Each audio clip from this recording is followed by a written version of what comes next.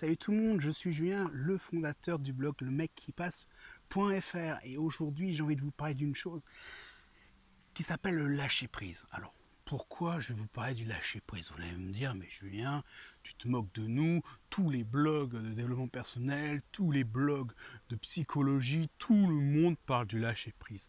Alors qu'est-ce que c'est finalement le lâcher prise? Moi, au lieu de vous chercher une définition qui soit farfelue, qui soit technique ou scientifique, je vais plutôt vous donner un exemple. On ne va pas se prendre la tête 10 minutes. On va prendre un exemple concret. Le lâcher prise, c'est lorsque vous arrêtez de tirer sur la corde. C'est-à-dire que vous êtes face à une situation. D'un côté, il y a la situation. De l'autre côté, il y a vous. Il y a une corde.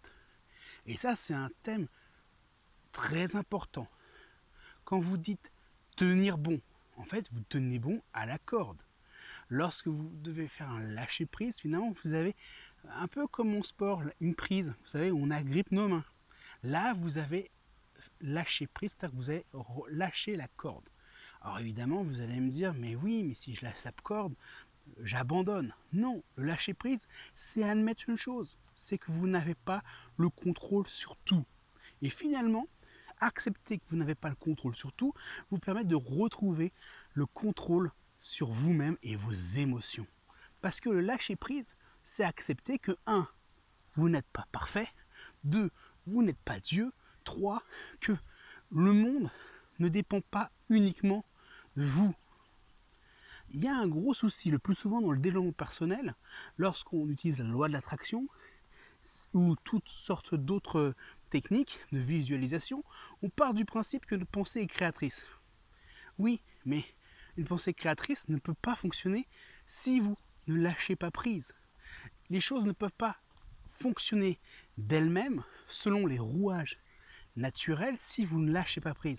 Lorsque vous êtes en tension avec quelqu'un, que vous essayez de vous faire pardonner ou d'améliorer les choses, si vous êtes tout le temps sur le dos de la personne, vous allez l'agacer. La personne va dire, mais qu'est-ce qu'elle a? Elle m'énerve. Donc il faut savoir lâcher prise. Voilà. Apprendre à lâcher prise va changer votre vie. Il y a plusieurs méthodes. La relaxation, la méditation ou l'exercice de ce n'est pas grave après tout, les choses iront mieux avec le temps. Répétez cette phrase-là plusieurs fois par jour vous permettra déjà de déculpabiliser sur votre sensation de perte de contrôle, mais également sur votre sensation d'abandonner. En fait, lâcher prise n'est pas abandonner. Lâcher prise, c'est reconnaître que les choses peuvent avancer d'elles-mêmes et vous n'êtes pas forcément responsable entièrement du fonctionnement, du rouage, de l'existence et du monde entier.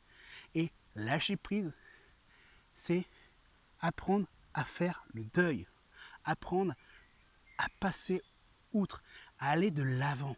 Sans lâcher prise, on ne peut pas aller de l'avant.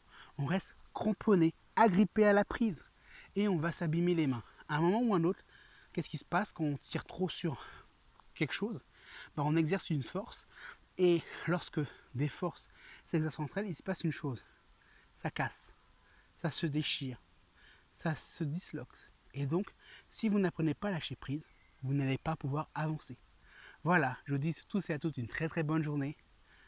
À très très vite.